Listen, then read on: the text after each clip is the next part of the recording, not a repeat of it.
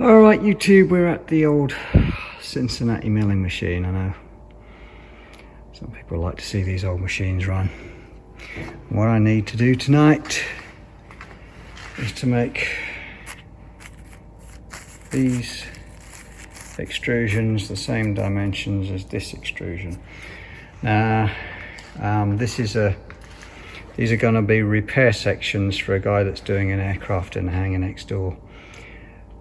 And my brief is just to make them dimensionally correct. I'm not going to ask the details, but this material is no longer available in this size of extrusion. There is a superior quality material available, but it is an imperial size, and it needs to be machined down to this dimension. There's about 50 thou to come off. And now again, all I really know is that this is an aircraft part. What I was originally going to do, or what Andrew here is another machinist, and I think what most machinists would do, is just put it over an edge there, strap clamp to the back of the bed, and run an end mill over the faces, and then flip it round. That was our first thought as machinists, but it's going to be used on aircraft. I say it's beyond my brief whether it's okay to machine extrusions down. Some people say, oh, they're going to stress relieve themselves. All I'm going to do is try and make all my machining marks go in the direction of the grain and the extrusion, and not put any jaw marks or clamping marks in it.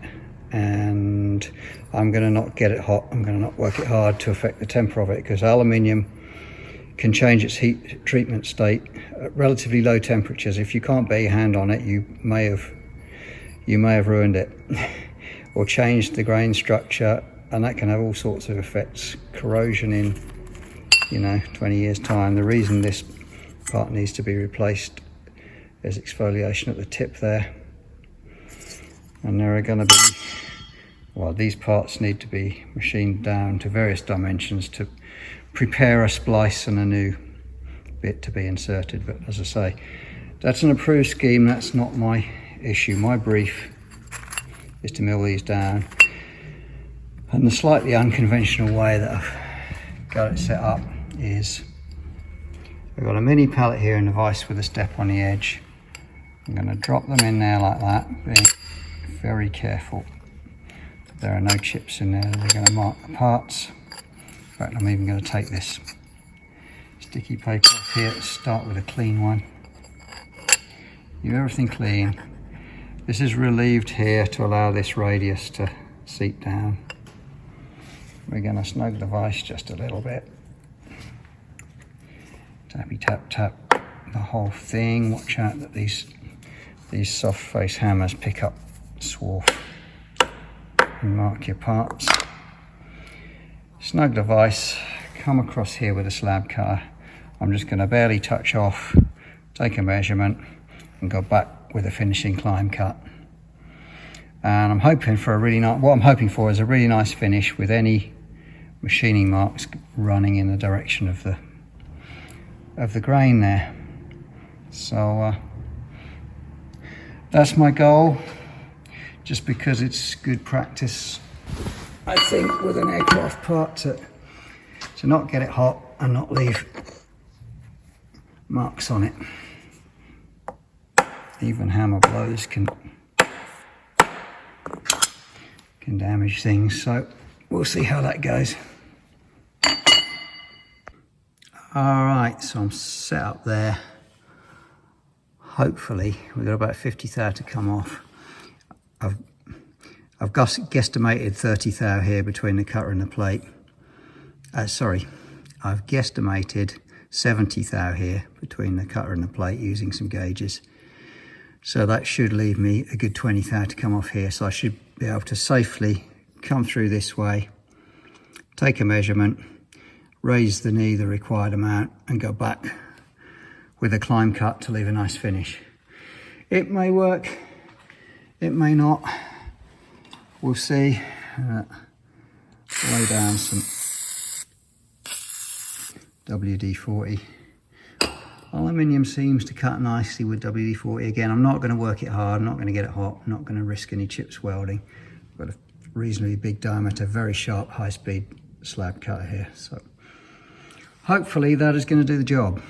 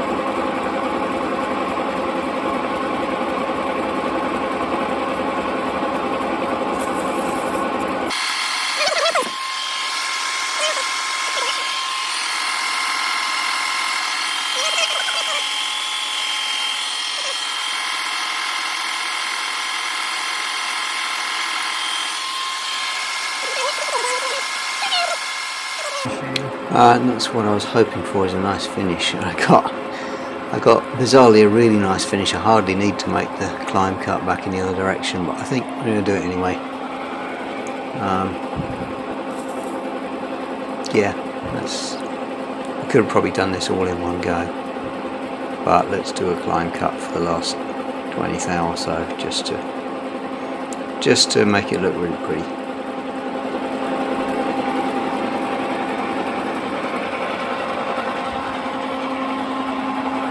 Alright, that's past the centre line.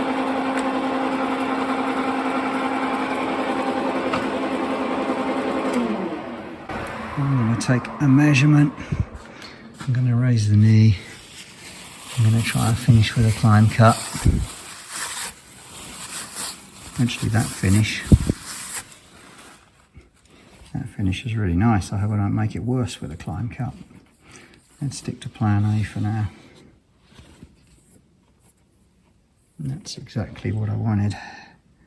No marks in the 90-degree direction, you know, across the grain, across the face.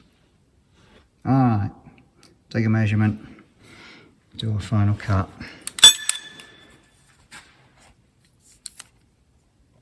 Yeah. I'm looking for 90th thou here. Yeah, 121. I have got about 30 to come. Okay, let's do it. I'm going to crank the knee up 30 and we'll be good to go.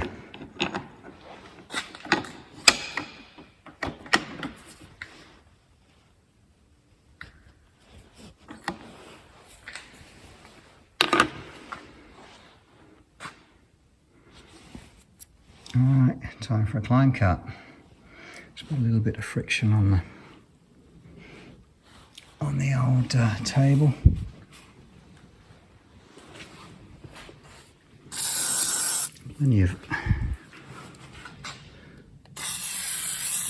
Plenty of love juice. I hope this doesn't ruin the finish.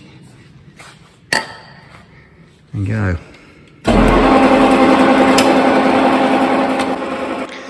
Alright, climb cut, and the chip, you notice the nature of the chip is quite different, and that's partly because the cutter, as it enters the material on a climb cut, takes the heaviest cut, and as it leaves the material at the bottom, sort of tangent to the face of the material, takes the lightest cut, so you get a thinning chip and in theory a better finish, surface finish. Whereas when you're pushing the cutter in the other direction, the last part of the chip that comes off the cutter is the thickest. So it's just one of those weird things and rumours generally that you get a better finish with a climb cut. I don't take heavy climb cuts on this machine because there's backlash in the table, but light cut with a little bit of friction on the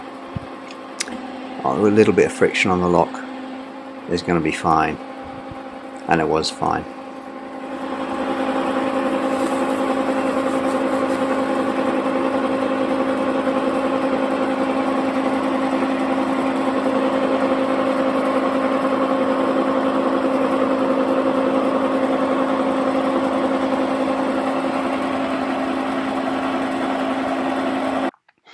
Alright, I think that's what I was after, which is a tidy finish with any machining marks running along the length of the extrusion. So that's what we've got there. It's actually quite hard to film with the shiny things with the camera, but it looks pretty good to me with the naked eye. Now I think because this is not a super critical dimension, plus or minus a couple of thou will do. I think what I can do is just, provided I keep everything clean, it feels like there's a chip under there. Provided I keep everything clean, it should be fine to just flip these bits over, so that I can do my forward cut and my conventional cut and my climb cut in that order. I'll just drop the knee 20 thou and do the conventional cut, raise it up to the final number, do the climb cut, get the swarf off my hammer, tappy tap it down there, and rinse and repeat for all the pieces, and I think that's going to be plenty good enough. Like I said, plus or minus a couple of thou, I'm told it is accurate enough for this piece, so that's what we're going to do.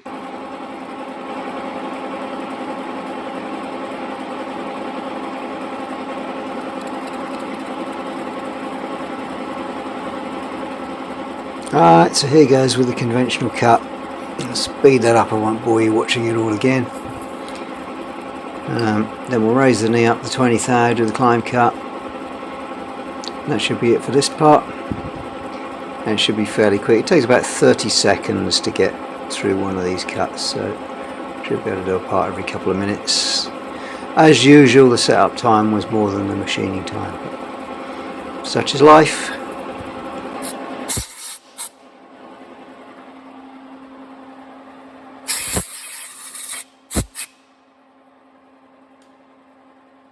Okay, so all I got to do now for the climb cut is come up to my number 40 on the dial here. Just jiggle it up there. Plenty of backlash in this old machine. And reverse the feed. Kick the spindle on. Give it plenty of cutting fluid. And this is the side of the spindle that you need to be extra careful of. I just sometimes find these machining operations, you got to be aware with these powerful machines. You get anything caught in there, like the tip of the WD-40 can, you better be ready to let go and stand back, because if you get something, a finger, a glove, a bit of loose clothing, anything like that pulled into there, it's going to remove a limb from you if you're lucky.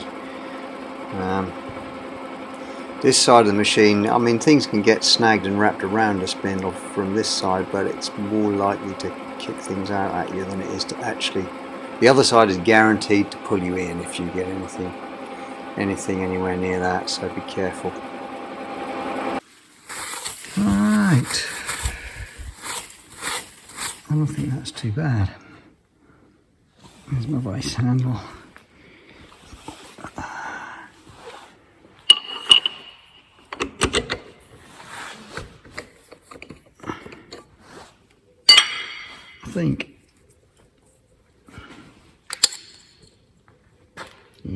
I think we met the brief. What I want to be able to do with them is just deburr with Scotch Brite, and that's it. So The other bits are going to be lather, rinse and repeat. Okay, let's deburr those and have a little look at them. Okay guys, I think we have met our brief. We've converted this to this dimension without leaving any jaw marks, tool marks or anything unpleasant in the finish. So that's it for tonight. If you like what you're watching, please like, share and subscribe. If you want to see more of the old Cincinnati running, let me know. Or the Colchester lathe, or just aircraft bits in general. I have one more long one to do. It's going to overhang the fixture slightly, but I think it's rigid enough. It's going to overhang just a little at each end, but I think it's rigid enough that I won't have to worry about the ends flexing too much. This high-speed steel cutter is really sharp. I don't think it puts a huge amount of pressure on it. I may be wrong. I'll find out when I do it, but pretty pleased with that.